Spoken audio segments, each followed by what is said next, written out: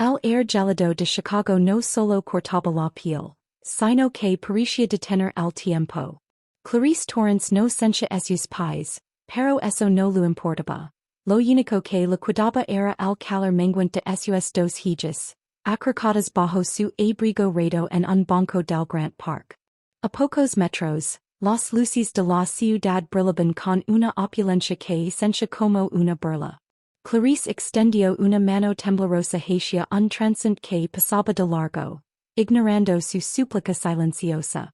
Ella, que una vez caminó por suelos de mármol, ahora era un fantasma en el cielo. De pronto, el rugido de un motor rompió el silencio fúnebre. Un Cadillac blindado se detuvo en seco, proyectando sombras largas y amenazantes sobre la nieve virgen. La puerta se abrió y un hombre descendió con la autoridad de un dios quedó. Era Dominic Corleone. Su presencia emanaba un poder que hacía que el frío pareciera insignificante. Al ver a la mujer y las niñas, su rostro, usualmente una máscara de piedra, se resquebrajó. Clarice. Su voz era un susurro ronco, cargado de un dolor que no había sentido en una década. Ella levantó la vista y, por un segundo, el terror en sus ojos fue reemplazado por una chispa de reconocimiento que dolió más que cualquier herida de bala. Dominic se quedó paralizado. Había pasado años convencido de que ellas estaban a salvo, lejos de su mundo de sangre y traición. Verlas así, mendigando por un rincón donde no morir congeladas, fue como recibir un disparo en el centro de su alma. Hola a todos. Es un verdadero honor tenerlos aquí hoy. Antes de sumergirnos en esta historia de redención, traición y fuego, me encantaría saber desde qué rincón del mundo nos están acompañando. Por favor, digan su ciudad o país en los comentarios, los leo siempre. Y estas historias que tocan el corazón y mantienen el pulso a mil les gustan. No olviden suscribirse al canal y activar la campana. Su apoyo es lo que permite que sigamos contando estas verdades ocultas. Y si suscribieron? Gracias de corazón. Ahora, prepárense, porque lo que Dominic está a punto de descubrir cambiará todo lo que crea saber sobre su propio imperio. Dominic se arrodilló en la nieve, ignorando como el frío calaba en sus pantalones de $1000. Extendió una mano hacia su hija menor, que ni siquiera recordaba su rostro. Clarice retrocedió instintivamente, un movimiento que apuñaló el ego de Dominic. ¿Qué haces aquí, Dominic? Sisió ella, sus labios azules apenas moviéndose. Vite. Si nos ven contigo será el fin. Y es el fin así quedas aquí, Clarice. Mirad. Miralas a ellas, respondió él, con una furia contenida que hacía vibrar el air. Te envi dinero. Te envi protección. Cada emis durante 10 años. Clarice soltó una carcajada seca que terminó en una tos violenta. Dinero. Protección. Dominic, no hemos recibido nada más que amenazas y sombras desde el día que nos fuimos. Alguien se aseguró de que termináramos en la calle. Alguien que te dia tanto como para usarnos de carnada. El mundo de Dominic se tambaleó. El sistema que él mismo había diseñado para mantenerlas ocultas y seguras había sido infiltrado. Alguien había estado interceptando sus recursos y observando como su familia se hundía en la miseria, esperando este preciso momento. La pregunta no era solo quién lo había hecho, sino cuánto tiempo llevaban planeando su destrucción total. Subance al auto, ordenó Dominic, su voz recuperando la frialdad del mando. No es una petición. Esta noche la guerra que cree terminada acaba de volver a casa. Clarice lo miró a los ojos, buscando al hombre que una vez amo debajo del monstruo en el que se había convertido. Al final, el instinto de madre venció al orgullo. Se levantó pesadamente, cargando a la pequeña mientras la mare se aferraba a su brazo. Dominic las guió hacia el vehículo, consciente de que al cerrar esa puerta, las estaba metiendo de nuevo en la boca del lobo. Mientras el Cadillac se alejaba, dejando atrás el parque desolado, Dominic vio por el retrovisor una figura solitaria bajo una farola, observándolos. Un destello metálico, un cigarrillo encendido en la oscuridad. El enemigo no estaba escondido, estaba celebrando. Como es posible que el hombre más poderoso de la ciudad fuera engañado durante una década? ¿Quién posee la crueldad necesaria para ver niños sufrir solo para herir un rival? El interior del Cadillac blindado olía a cuero caro y una seguridad artificial que Clarice Torrance no reconoce. El contraste era violento. El calor de la calefacción golpeando esos rostros congelados es esencia casi doloroso. Un recordatorio físico de la brecha entre el mundo de Dominic y la realidad brutal de la calle. Dominic, sentado en el asiento del copiloto, mantenía la mirada fija en el frente, pero esos nudillos estaban blancos de tanto apretar el tablero. Dominic Corleone no era simplemente un hombre de negocios con métodos questionables. Era el arquitecto de un orden invisible en la ciudad. Durante años, su mayor orgullo no fue su fortuna, sino su capacidad para controlar el caos. Sin embargo, en ese momento sentado a centímetros de las personas que más amaba y que más había herido, se sentía como un impostor. Su deseo más profundo siempre había sido la legitimidad. Construir un imperio tan sólido que sus hijas, Elena y Mia, nunca tuvieron que conocer el sabor de la pólvora. Pero ese deseo estaba cimentado en una mentira que ahora se desmoronaba.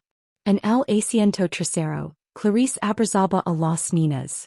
Elena, la mayor, miraba a Dominic con una mezcla de curiosidad y un resentimiento instintivo que no debería pertenecer a una niña de su edad. Mia, la pequeña, ya se había quedado dormida, vencida por el repentino calor. Clarice, por su parte, era el retrato de la resistencia. Ella no era la mujer frágil que Dominic recordaba. La miseria la había forjado en acero. Su miedo más grande no era morir, sino que Dominic descubriera el verdadero motivo por el que lo dejó. Una carta anónima recibida hace años, con fotos de esos hijas en el jardín y un mensaje simple. Vete o elas pagarán por tus pecados. ¿Y dónde nos llevas, Dominic? Preguntó Clarice, su voz ahora más firme, aunque quebrada por el cansancio. Un lugar donde nadie sepa que exists hasta que yo entienda que diablos ha pasado, respondió él sin mirarla. Mi segundo al mando Vincent Sullivan, ha preparado una de las casas de seguridad en los suburbios del norte. Vincent Sullivan era la mano derecha de Dominic. Un hombre cuya lealtad era comparable a la de un perro de casa, pero cuya frialdad superaba incluso a la del Jefe. Vincent había sido el encargado de gestionar los fideicomisos y la seguridad de Clarice durante la última década. Si el dinero no había llegado, si las amenazas habían persistido, Vincent era el primer eslabón en la cadena de sospechas. Dominic sentía una presión en el pecho que no era infarto, sino culpa pura. Recordó el día que Clarice se fue. Él no la detuvo. En su arrogancia, pensó que su ausencia era el escudo definitivo. Creo que, si él no estaba cerca, sus enemigos perderían interés en ellos. Que estúpido había sido. El poder entre enemigos que no buscan la victoria, sino el sufrimiento eterno del oponente. Dominic reaccionó antes de que su cerebro percibiera el miedo. Desenvainó su Kimber.45 del cinturón y entró en la habitación de un salto. Clarice al suelo. Ahora.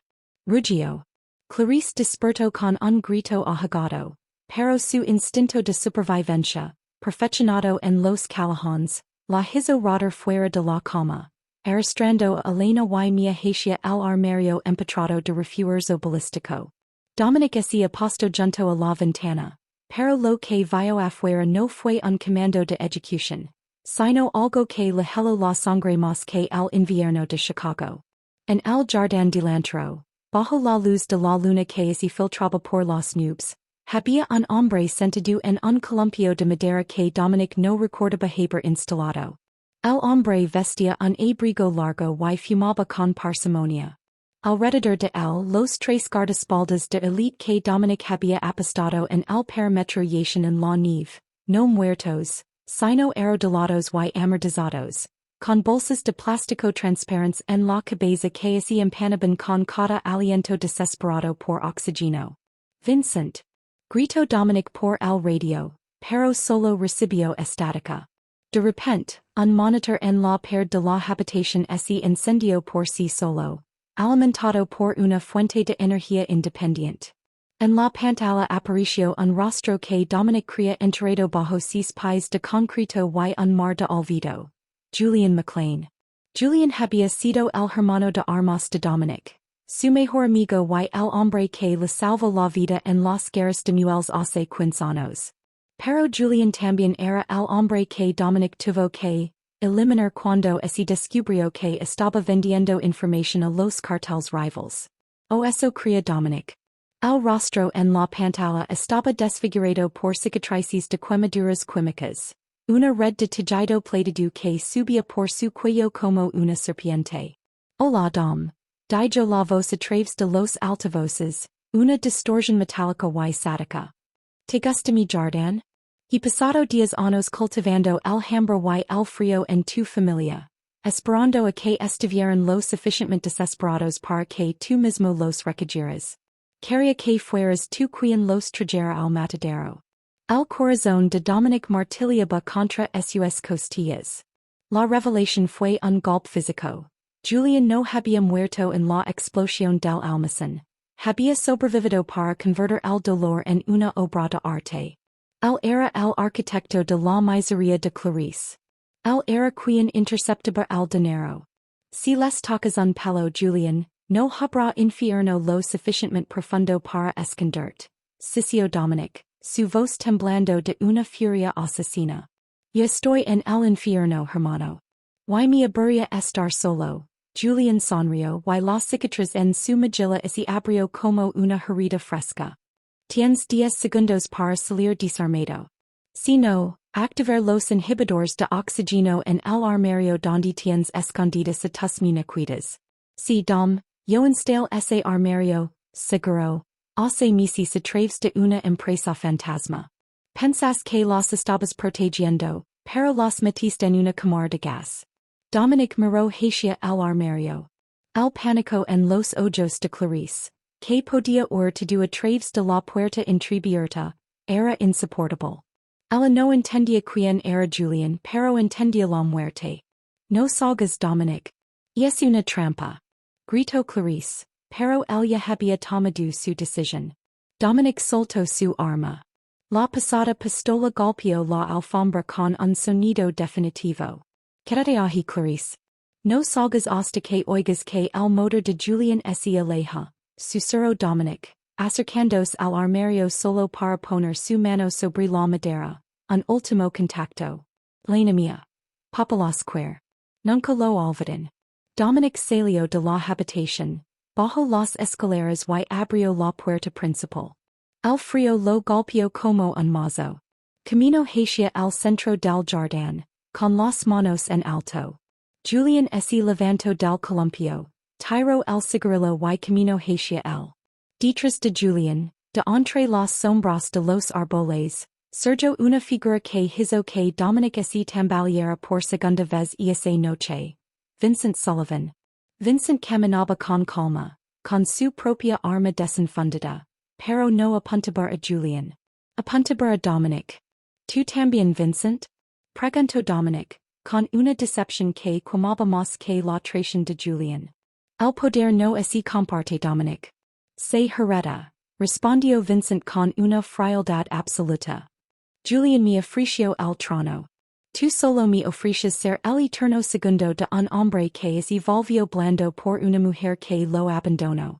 Julian legó frente a Dominic y lo golpeó en el estómago con una fuerza inhumana, dejándolo de rodillas. Luego, lo agarró el cabello y lo obligó a mirar hacia la ventana del segundo piso. Aquí está el trato Dom, susurró Julian al oído de su antiguo amigo. No voy a matarlas hoy. Eso sería demasiado fácil. Voy a dejar que vivan pero bajo mi cuidado. Tu vas afirmar la sesión de todas tus propiedades, rudas y cuentas a nombre de Vincent.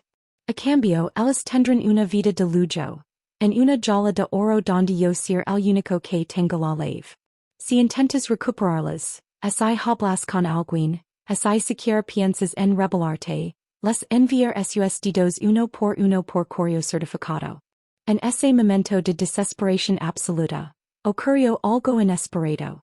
Un estallido de luz cegadora iluminó el jardín. Una granada cegadora flashbang, detonó cerca de los árboles. De la nada, una figura encapuchada apareció desde el muro trasero, disparando con una precisión quirúrgica. No a Julian, no a Vincent, sino a los neumáticos de los vehículos de escape y a las luces del jardín. En la confusión, Dominic escuchó una voz femenina, joven pero llena de autoridad, a través de un comunicador de corto alcance que alguien le había deslizado en el bolsillo durante la confusión. Dominic al satano ahora.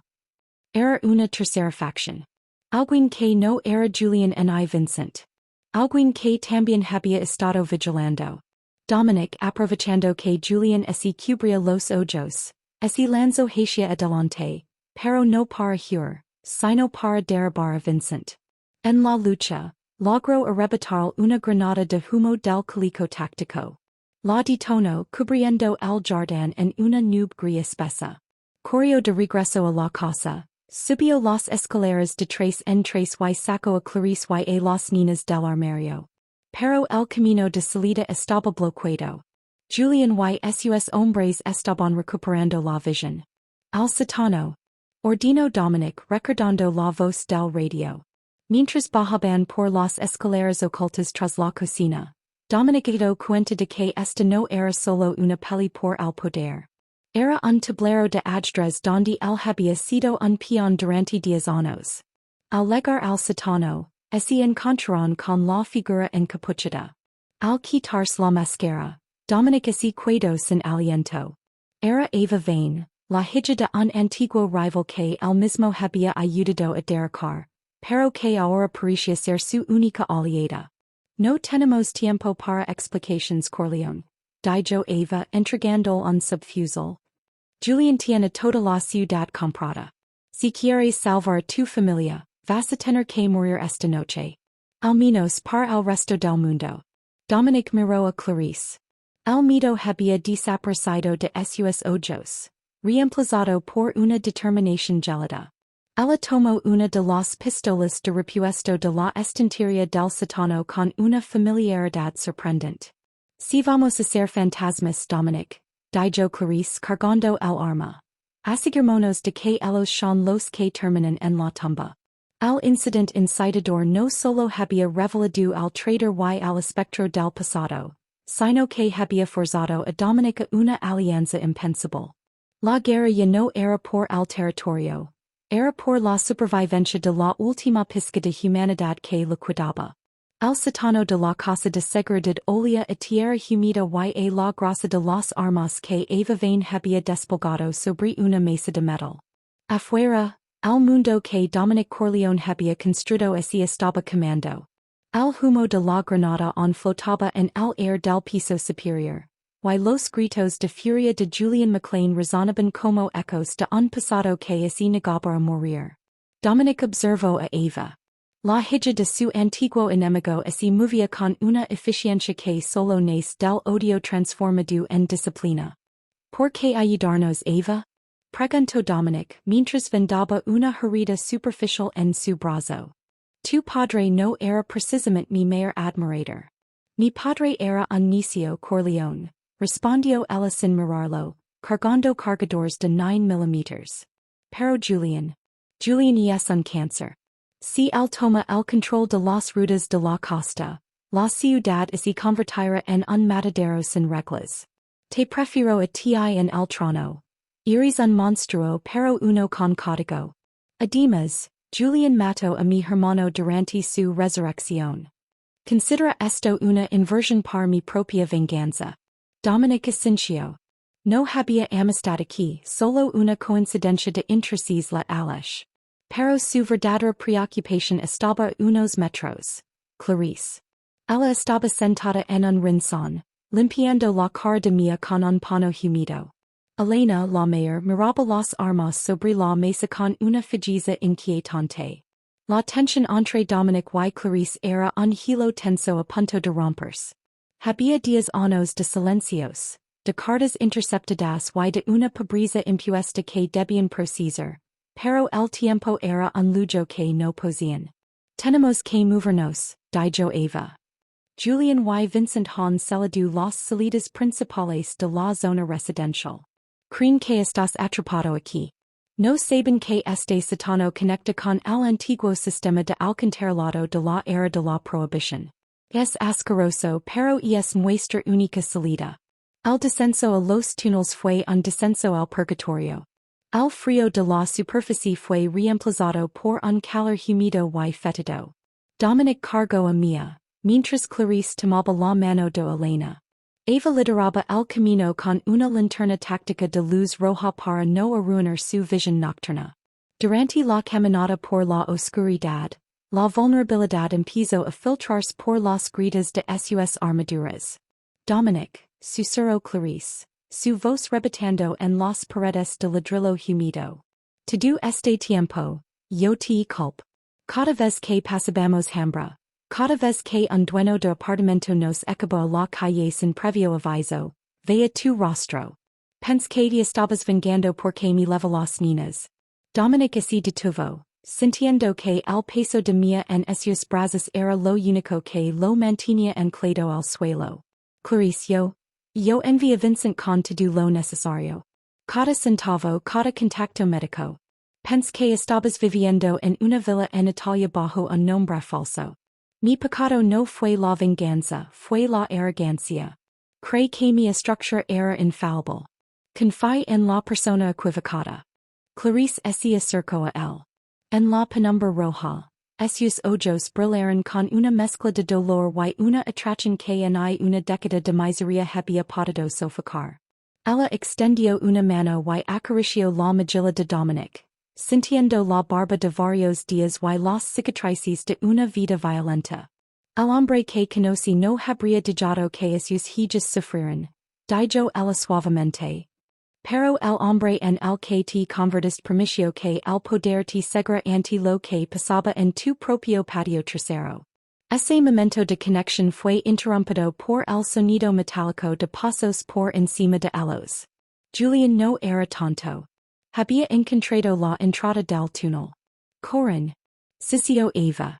La persecución se intensificó. El grupo emergió 2 kilómetros más lejos. En un almacén de suministros industriales cerca de los muelles. Pero la ciudad ya no era segura. Vincent había usado su autoridad como su ser para poner precio a la cabeza de Dominic. Cada pandilla callejera, cada policía corrupto y cada informante estaba buscando el Cadillac negro que ya no tenían. Qué momento tan crítico. Se está gastando como la tensión entre Dominic y Clarice se entrelaza con el peligro inminente. Déjame un comentario con tu parte favorita hasta ahora. Why no olvides suscribir para no perder el desenlace de esta guerra familiar. Tu apoyo es vital para que esta historia llegue a su fin. ¿Ya eres parte de nuestra comunidad? Suscribid ahora. Eva los llevó a un piso franco, en el distrito de los empacadores, un lugar que olía a óxido y a olvido. Ali la tensión alcanzó un nuevo nivel. Las niñas agitadas finalmente se durmieron en un colchón viejo. Dominic y Clarice se quedaron solos en la pequeña cocina, iluminados por la luz parpadeante de una bombilla desnuda. No podemos seguir yendo, Dominic, dijo Clarice rompiendo el silencio. Julian no se detendrá. Conoce mis debilidades. Sabe que Elena tiene asma. Sabe que Mia tiene miedo a la oscuridad. Ha estado estudiándonos como especímenes de laboratorio durante 10 años. Lo sé, respondió Dominic limpiando su arma con movimientos mecánicos. Pero para contraatacar necesito recursos. Y Vincent ha bloqueado mis cuentas principales. Me ha dejado seco. No todas, dijo Clarice, dejando una pequeña leve de latón sobre la mesa. Dominic la miró confundido. Es la leve de una caja de seguridad en el First National, explicó ella. El día que me fui antes de que Julian empezara a interceptar todo, logré desviar una pequeña parte del fondo de emergencia que me dist. Nunca la toque. Ni siquiera cuando dormíamos en el parque. ¿Por qué? Preguntó Dominic atenito. Podrías haber comprado una casa, una vida nueva. Porque sabía que llegaría un día en que necesitarías comprar un ejército para salvarnos. Respondió ella con una madurez feroz. Guard ese dinero para este momento. No para ir de ti, Dominic, sino para que tú pudieras volver a ser el hombre que protege lo que es suyo. El gesto de Clarice fue el primer clavo en el ataúd de su desconfianza. Ella no solo había sobrevivido, había planeado la resistencia. Sin embargo, la esperanza es un objetivo fácil. Esa misma noche, mientras Eva vigilaba las cámaras de seguridad improvisadas, descubrieron el primer cebo de Julian. En las noticias locales, se informó que la antigua casa de la infancia de Clarice, donde aún vivía su madre enferma, había sido rodeada por disturbios sospechosos. Era una trampa clásica de Julian. Obligar a Dominic a salir a campo abierto para salvar a alguien más. Es un señuelo, Dominic, advirtió Eva. Si vas allí, Vincent tendrá francotiradores en cada tejado. Es mi madre, Dominic, dijo Clarice con la voz temblando por primera vez. No puedo dejarla morir. Dominic se encontraba en una encrucijada moral. Significaba arriesgar Clarice y las niñas, que tendrían que moverse de nuevo. Cuidar significaba ver cómo Julian destruía lo último que le cuidaba de su vida anterior. La tensión en la habitación se podía cortar con un cuchillo. Dominic miró a Clarice, luego a la leve de Leighton sobre la mesa, y finalmente a sus manos manchadas de una sangre que nunca parecía lavarse del todo. No vamos a ir a la casa, dijo Dominic con una calma aterradora. Vamos a hacer que Julian cree que voy a ir a Eva. Necesito que contactes a los viejos leones, los capitanes que Vincent cree haber jubilado. Vamos a usar ese dinero para recordarles a todos quién es el verdadero dueño de esta ciudad. Pero el plan de Dominic tenía una falla que él no veía. Julian ya estaba un paso por delante. Mientras ellos planeaban el contraataque, un pequeño rastreador oculto en el peluche de Mia. El único objeto que Clarice había logrado rescatar de su vida anterior. Emitía una señal constante, guiando a los hombres de Vincent directamente hacia su refugio. La tensión no solo crecía entre ellos, sino que el enemigo ya estaba respirando en su nuca, esperando el momento exacto para apretar el gatillo. El refugio en el distrito de los empacadores es esencia como una tumba de cemento. Dominic Corleone estudiaba los mapas de la ciudad, trazando rutas de escape que parecían cerrarse ante sus ojos. El dinero de la caja de seguridad de Clarice estaba en movimiento, activando lealtades olvidadas en los rincones más oscuros de Chicago, pero el ambiente estaba cargado de una premonición funesta. Eva Vane entró en la habitación principal con el rostro pálido, sosteniendo una tableta conectada a las frecuencias interceptadas de la policía y de la red privada de Vincent Sullivan. Algo no cuadra, Dominic, dijo Eva, su voz cortante como el hielo. Vincent no está reforzando la casa de la madre de Clarice. Está retirando a sus hombres. Está dejando el camino libre. Dominic frunció el seno. Es una emboscada invertida. Que pensemos que tenemos la ventaja. No, interrumpió Clarice, que se acercaba desde la habitación de las niñas. No es una emboscada para ti, Dominic. Es un intercambio. En ese momento, el televisor viejo del rincón se encendió con un zumbido estático. No era una señal de noticias, sino un video en directo. La imagen mostraba una oficina lujosa que Dominic reconoció de inmediato. Su propio santuario en el piso 50 de la Torre Corleone. Vincent Sullivan estaba sentado tras el escritorio de caoba, pero no estaba solo. A su lado, atada a una silla y con el rostro amortado, estaba la mujer que Dominic había enviado a proteger a Clarice hace 10 años, Su informanti más confiable. Isabella Rossi. Todos creen que Isabella había desaparecido o muerto en un accidente de auto poco después de la partida de Clarice. Verla viva aunque destrozada, fue un choque eléctrico para el sistema de Dominic. Dominic, sé que estás mirando, dijo Vincent, con una sonrisa que no ligaba esos ojos de tiburón. Isabella ha sido una invitada muy persistent en nuestras celdas subterráneas. Ha pasado una década guardando un secreto que creo que a Clarice le interesar mucho or. Vincent le quitó la cinta de la boca a Isabella. La mujer tosió escupiendo sangre, y miró directamente a la cámara. Dominic, susurró Isabella. No fue Julian quien escribió esa carta. No fue Julian quien amenazó a Elena hace 10 años. Julian estaba en coma en ese entonces por la explosión. Él no despertó hasta hace 2 años. Él pareció abandonar los pulmones de Dominic. Miró a Clarice, cuyo rostro se transformó en una máscara de horror puro. ¿De qué está hablando? Preguntó Clarice con la voz quebrada. Diles la verdad, Isabella, ordenó Vincent, disfrutando del momento como un sommelier de la miseria. Diles quien me pagó para que te interceptara y quien organizó la salida de Clarice. Isabella cerró los ojos, como si la verdad fuera a quemarla. Fue tu propio padre Dominic. Antes de morir de ese supuesto infarto, el viejo Vito Corleone decidió que Clarice era una debilidad, que no podías permitirte y ibas a liderar la familia. Él me pagó para finger las amenazas. Él orquestó el miedo. Quería que él te dejara para que tú te convirtieras en el monstruo que él necesitaba.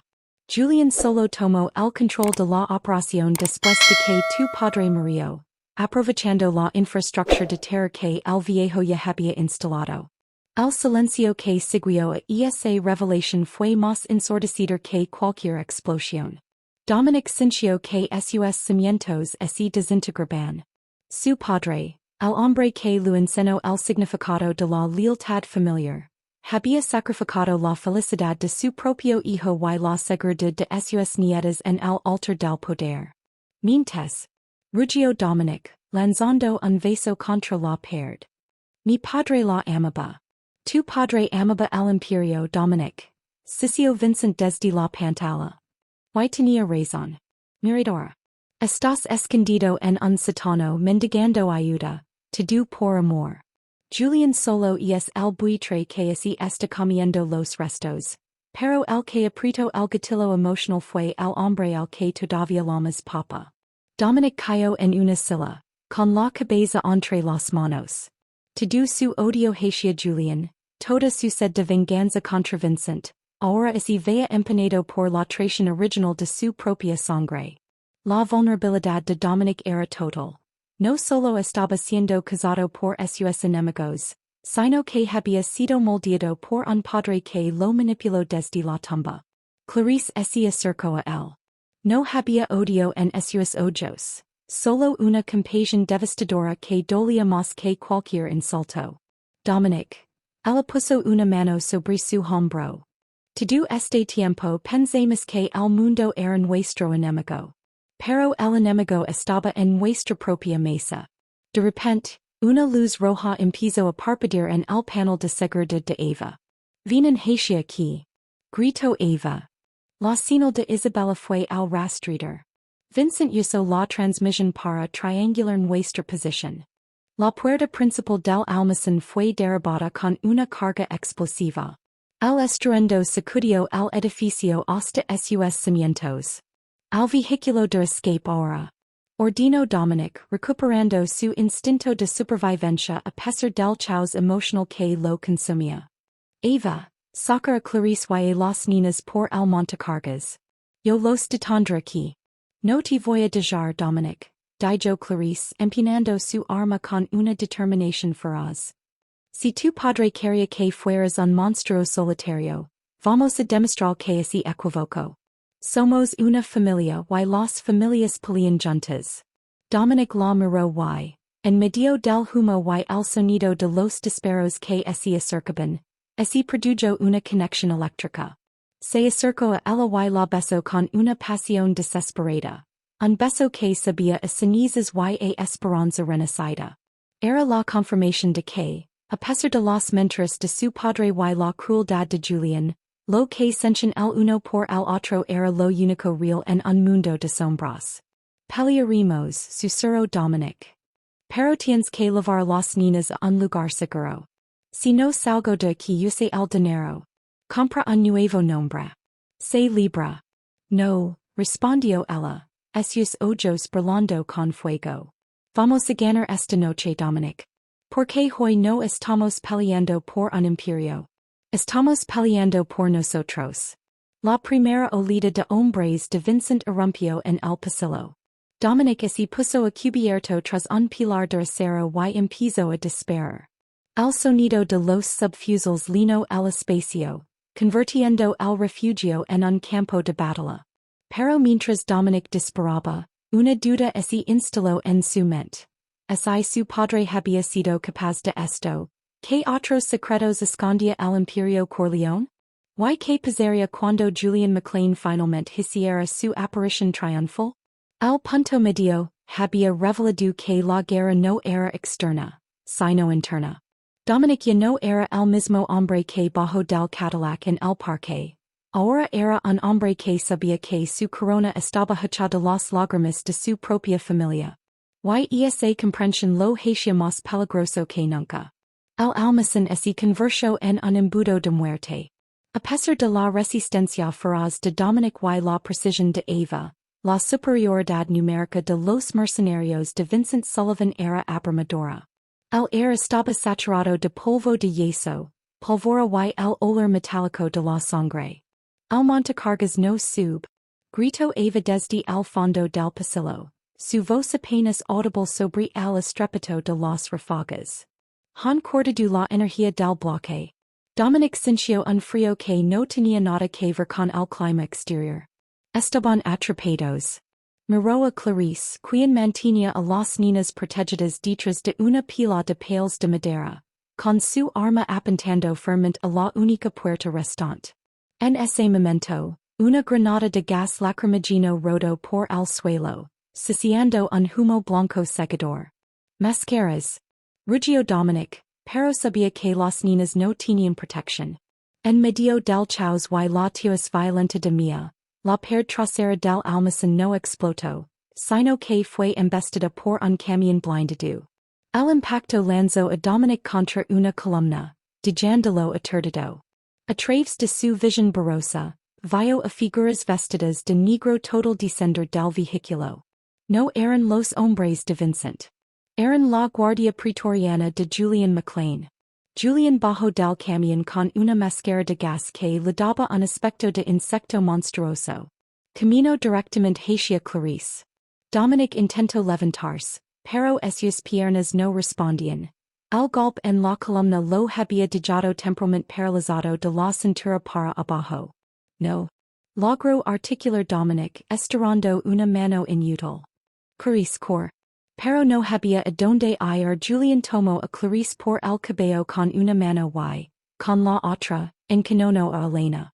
Los hombres de Julian, con una eficiencia aterradora, redujeron a Eva y la golpearon hasta dejarla inconsciente.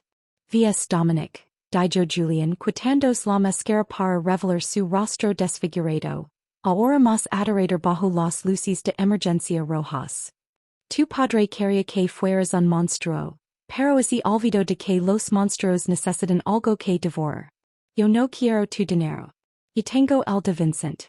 Yo quiero que sientas el vacío que yo sentí cuando me dejaste en aquel almacén en Lamas hace 15 años.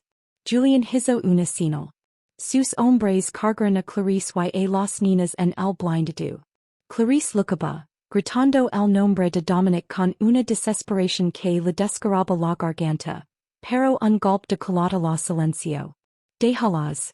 Gritó Dominic arrastrándose por el suelo, dejando un rastro de sangre y polvo.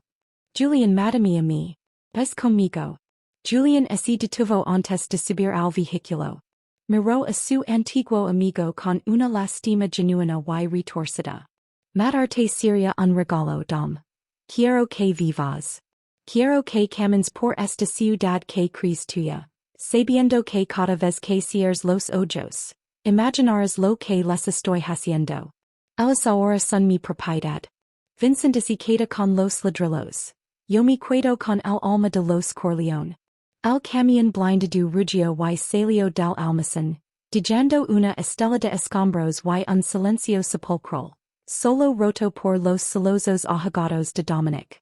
Minutos después, Vincent Sullivan entró caminando con calma, rodeado de sus propios guardaespaldas. Miró el cuerpo destrozado de Dominic en el suelo. Julian es un dramático, dijo Vincent, ajustándose el reloj de oro. Yo te habría pegado un tiro en la nuca y esta. Pero él insiste en su polla. Vincent sacó un documento de su bolsillo. Era la renuncia total a los activos de la familia Corleone. Firma esto con tu huella de sangre, Dominic. Si lo haces convencer a Julian de que no los mate. Al menos no esta semana. Si no lo haces le dar permiso para que empieces con la pequeña. Dominic, con la vista nublada por las lágrimas y el dolor, miró el papel. En ese instante, se sintió más pequeño que nunca. No era un don. No era un rey. Era solo un padre que había fallado.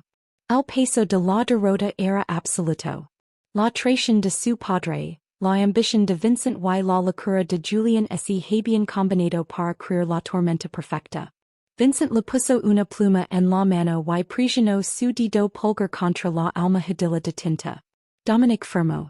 Al hacerlo sintió que entregaba no solo su fortuna, sino su derecho a existir. Bien chico, dijo Vincent, dándole una patada en las costillas. Ahora quédate aquí y muere de frío. Y no lo importas a nadie. Vincent y sus hombres se retiraron, dejando a Dominic solo en la oscuridad del almacén en ruinas. Eva yacía inmóvil a unos metros de él. La nieve empezaba a colarse por el agujero de la pared, cubriendo el suelo con un manto blanco que parecía un siderio. Dominic cerró los ojos. Por primera vez en su vida se rindió. El dolor físico era inmenso, pero el vacío de haber perdido a Clarice y a las niñas era un abismo negro sin fondo. Recordó el rostro de Clarice en el parque, temblando de frío, y como él pensó que podía salvarla. ¡Qué arrogancia! Lo siento, susurró el aire gélido. Lo siento tanto.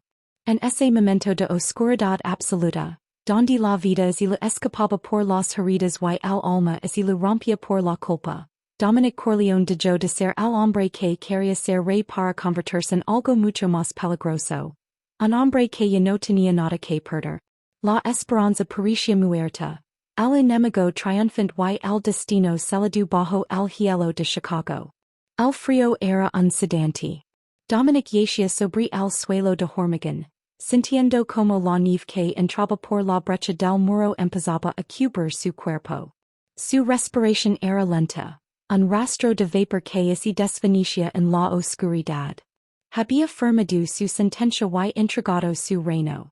Pero en ese estado liminal entre la vida y la muerte, la voz de su padre, el viejo Vito, resonó en su mente no con autoridad, sino con el eco de un error histórico. Un hombre solo es fuerte cuando no tiene nada que lo detenga. Te equivocaste, papa, susurró Dominic y sus pulmones ardieron. Un hombre solo es fuerte cuando tiene algo por que volver. Un gemido a pocos metros rompió el silencio. Eva Vane comenzó a moverse. A pesar de la paliza, la joven se arrastró hacia Dominic, escupiendo sangre sobre la nieve. Con manos temblorosas, sacó una pequeña jarina de su bota. Adrenalina pura. No. Te mueres todavía, Corleone, dijo Eva, clavando la aguja en el muslo de Dominic. Todavía, me debes mi venganza. El químico golpeó el corazón de Dominic como un rayo. Sus ojos se abrieron de par en par y la parálisis de su columna, causada por la inflamación del impacto, empezó a ceder ante la descarga eléctrica de sus nervios. Se incorporó con un grito de agonía, pero sus manos se cerraron en puños. No estaba muerto. Ysi no estaba muerto Julian y Vincent habían cometido el error más grande de sus vidas. ¿Dónde están? Preguntó Dominic, su voz ahora era un trueno bajo. Julian los llevó a la vieja Asiria de Southside. Dijo Eva, revisando su tablita donada. Pero Dominic no tenemos hombres. Vincent ha comprado a todos. Los capitanes han jurado lealtad al nuevo don. Dominic se puso de pie, tambaleante, apoyándose en la columna de acero. Miró a su alrededor y vio la caja de seguridad que Clarice le había entregado. Vincent se había lavado los documentos de propiedad, pero en el chaos había ignorado una pequeña bolsa de terciopelo negro que había quedado bajo una mesa. Dominic la recogió. Dentro no había dinero, sino una serie de microfilms y una vieja medalla de San Cristobal. Dominic desenrolló uno de los filmes y lo miró a la luz de las llamas que enlamian algunos escombros. Su rostro se transformó. No necesito un ejército de mercenarios, Eva. Dijo Dominic con una sonrisa gelada. Necesito la verdad. Mi padre no solo jugaba con mi vida. Guardaba registros de cada soborno, cada juez, cada policía y lo más importante, de cómo Julian McLean vendió a la propia familia, hace 15 años antes de que yo lo matara. Al punto de giro, no fue una ráfaga de balas, sino el descubrimiento de que el imperio de Vincent y Julian estaba construido sobre arena. Dominic se dio cuenta de que la lealtad de los capitanes era por miedo, no por respeto. Si les mostraba que esos nuevos líderes eran los verdaderos traidores a la causa de la mafia, el tablero se daría vuelta. Estamos en el punto más bajo de nuestra historia. Dominic ha perdido su imperio, su movilidad y, lo más importante, a su familia. El plan de su padre y la crueldad de Julian lo han dejado en la ruina total. ¿Crees que hay salida para alguien que ha tocado fondo de esta manera? Déjame tu opinión en los comentarios. Si crees en la redención, escribe fuego. Y no olvides suscribir para ver si Dominic logra levantarse de sus propias cenizas. Tu apoyo es la fuerza de este canal. El juego ha cambiado. Dominic ha pasado de ser una víctima a tener el arma definitiva. La información. Avisas, la palabra correcta en el momento adecuado es más letal que una granada. ¿Creen que Dominic podrá convencer a los antiguos capitanes antes de que se tarde para Clarice? Díganlo en los comentarios y, si on no lo han hecho, suscríbanse para ver la batalla final.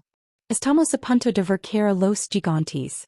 Dominic y Eva llegarán a una pequeña iglesia en Little Italy, al lugar de reunión neutral de los viejos leones. Ali, los 5 capitanes que habían servido a su padre estaban sentados en las sombras, confundidos por la citación de un hombre que daban por muerto. Dominic entró solo, sin armas, con la ropa rasgada y cubierta de sangre. Capitanes, dijo Dominic caminando por el pasillo central. Vincent les dijo que mi volví blando. Les dijo que mi padre quería que el gobernara. Él tiene los documentos, Dominic. Dijo el capitán más anciano Lorenzo Moretti. La ley de la calle es clara. Los documentos son papel. Dominic lanzó los microfilms sobre la mesa frente a ellos. Esto es historia. Aquí está la prueba de que Vincent Sullivan ha estado trabajando con el sindicato de la costa desde hace 5 años para eliminar sus propios negocios. Y aquí está la prueba de que Julian McLean fue quien puso la bomba que mató a sus hijos en el atentado del 2018, haciéndoles creer que fue una banda callejera. Los capitanes se inclinaron examinando las pruebas. El silencio en la iglesia se volvió denso, cargado de una furia antigua. Nos usaron, susurró Moretti, su mano apretando el pomo de su bastón. Usaron nuestra lealtad para cubrir sus propias manos sucias. Esta noche no peleó como Don Corleone, dijo Dominic, con los ojos brillando de una manera que hizo que incluso los veteranos retrocedieran. Peleó como un hombre que viene recuperar a su mujer y a sus hijas. Aquellos de ustedes que todavía recuerdan lo que significa el honor, síganme. Los que prefieren ser esclavos de un traidor quedense aquí. Uno a uno los viejos leones se levantaron. No sacaron teléfonos, sacaron sus armas. La chispa de esperanza se había convertido en un incendio forestal.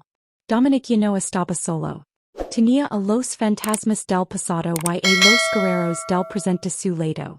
Mientras tanto, en la Asiria, Clarice había logrado liberar sus manos con un trozo de metal oxidado. Miró a sus hijas y les susurró. Papa viene por nosotros. No sé cómo pero viene. Y cuando llegue nosotros vamos a abrir la puerta. El clímax estaba preparado. La redención estaba al alcance de la mano, pero para alcanzarla, Dominic tendría que cruzar un mar de fuego. La hora de la justicia había llegado, y Chicago estaba a punto de arder con una luz que no era la de la nieve. La vieja Asiria de Southside se erigía como una catedral de metal oxidado contra el cielo negro. El viento alaba entre Las Vegas, sonando como el lamento de los hombres que habían quedado bajo el yugo de Julian McLean. En el centro de la nave principal, rodeado de hornos apagados y cadenas colgantes, Julian observaba a Clarice y a sus hijas con la mirada de un depredador que saborea su última victoria. Vincent Sullivan estaba a su lado, visiblemente nervioso, revisando su reloj constantemente. Ya firmó los papeles, Julian. Terminemos con esto. Tenemos que salir de la ciudad antes de que los capitanes se den cuenta de que el dinero de las cuentas no está donde dije. Siempre tan impatient, Vincent. Rio Julian acariciando la culata de su fusil. Disfruta el momento. Hemos destruido a Dominic Corleone. Hemos convertido al rey en un mendigo de rodillas. De repente, una explosión ensordecedora sacudió la entrada norte. Pero no fue una carga de C4 común. Fue una brecha coordenada. Segundos después, las luces de los hornos, desconectadas hace años, se encendieron de golpe, alimentadas por generadores externos. El brillo naranja bañó la Asiria, simulando un infierno artificial. Julian. La voz de Dominic resonó por los altavoces de la planta, amplificada y cargada de una autoridad divina. He venido a cobrar las deudas de mi padre y las mías. Vincent palideció. Y es imposible. Estaba medio muerto. Los hombres como Dominic no mueren en los almacenes, Vincent. Sicio Julian, sus ojos brillando con una mezcla de miedo y excitación. Mueren en el campo de batalla. La batalla estalló con una furia sin precedentes. Los hombres de Julian y Vincent, mercenarios sin alma, se vieron sorprendidos no por un ejército numeroso, sino por una fuerza de élite compuesta por Eva Vane y los viejos leones. Los capitanes veteranos de mil guerras, se movían con una calma letal, utilizando el conocimiento de la estructura de la planta que Julian ignoraba. Dominic irrumpió por la pasarela superior. No lavaba el traje de $1000. Vestía una chaqueta de cuero táctico y sostenía un subfusil con la precisión de un verdugo. Mientras descendía, sus ojos se encontraron con los de Clarice. En ese instante, ella supo qué hacer. Clarice, usando el trozo de metal que había afilado, cortó las cuerdas de Elena y mía. Corren hacia el conducto de ventilación detrás del horno 4. Les ordinó. No miren atrás. Vincent intentó interceptar a las niñas, pero una bala de precisión le arrancó el reloj de oro de la muñeca. Eva Vane, desde una posición elevada, le sonrió a través de la mira telescópica. Ese es de mi part traitor. Gritó Eva antes de disparar una ráfaga que obligó a Vincent a cubrirse tras un contenedor de chatarra. Dominic legó al suelo de la Asiria, enfrentándose cara a cara con Julian. Los dos hombres que una vez fueron hermanos, se miraron a través de un muro de fuego y metal. 10 años, Dominic, gritó Julian, soltando su fusil y sacando un cuchillo de combate. 10 años planeando como arrancar el corazón. 10 años en los que olvidaste quien me enseñó a pelear, Julian, respondió Dominic tirando también su arma de fuego. Mi padre me hizo un monstruo, y es cierto. pero mi familia me hizo un hombre. Y un hombre siempre mata al monstruo. La peli fue brutal, una danza de sangre y acero. Julian era más fuerte, impulsado por una locura que le daba una resistencia inhumana. Pero Dominic peleaba con la desesperación de quien no tiene otra opción más que la victoria. Julian logró clavar el cuchillo en el hombro de Dominic, pero este sin emitir un solo quejido, usó el impulso para estrellar a Julian contra la palanca de control de una de las cubetas de fundición suspendidas. Esto es por Clarice, dijo Dominic golpeando a Julian en la mandíbula.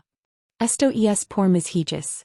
Con un esfuerzo sobrehumano, Dominic activó la palanca. La cubeta, llena de escombros metálicos pesados, así balanceó y golpeó a Julian, lanzándolo hacia el pozo de refrigeración vacío. Julian se aferró al bord, mirando a Dominic con puro odio. Madame, rugió Julian. Hazlo. Convertit en lo que tu padre quería. Dominic lo miró sangrando exhausto y luego miró a Clarice, que acababa de derribar a Vincent Sullivan con una leve inglesa pasada, dejándolo inconscient para que la justicia de los capitanes se encargue de él. No Julian, dijo Dominic soltando el control. Mi padre quería que yo fuera como tú. Un hombre solo. Yo elijo ser el hombre que vuelve a casa. En ese momento la estructura de la Asiria, donada por las explosions, empezó a colapsar. Dominic corrió hacia Clarice y las niñas. Las envolvió en un abrazo que parecía querer fusionar sus almas.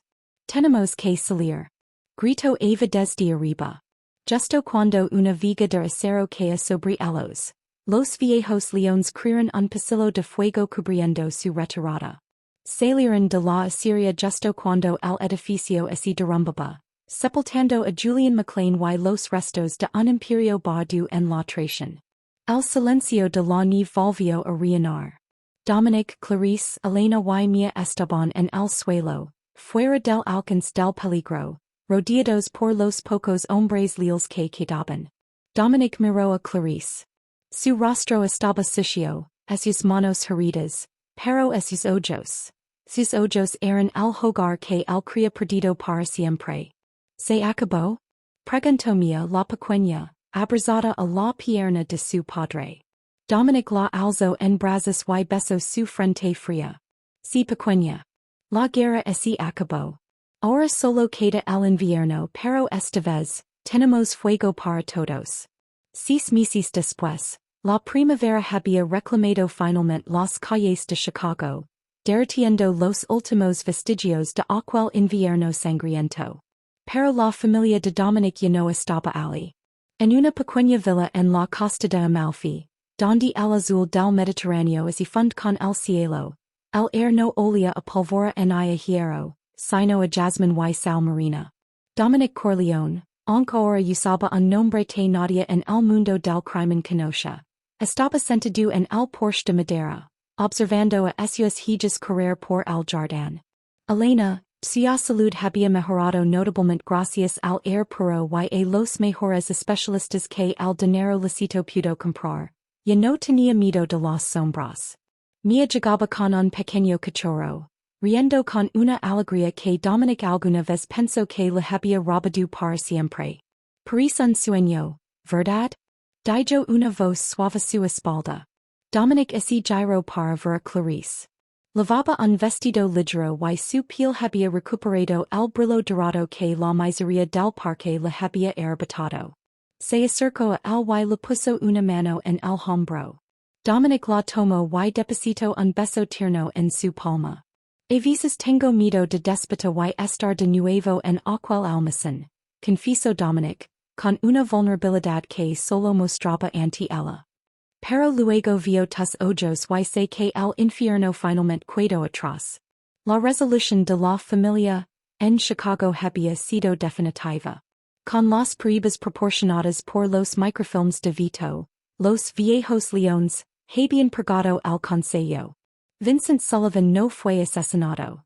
Fue entregado a las autoridades con pruebas tan contundentes que pasaría el resto de sus días en una celda de máxima seguridad, despejado de cada centavo y de cada gramo de la influencia que tanto ansiaba.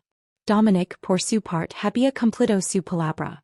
Desmanteló su imperio, repartió los activos legítimos entre sus hombres más leales para que así retiren en paz y donó el resto of fundations para niños en situación de calle en Chicago. Un homenaje silencioso a los años de sufrimiento de su propia familia. Esa tarde recibieron una visita inesperada. Un coche sencillo subió por el camino de grava y de el descendió Eva Vane.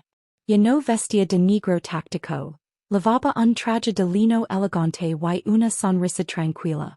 Vine a traer esto, dijo Eva entregando a Dominic un pequeño sobre. Son los papeles legales definitivos.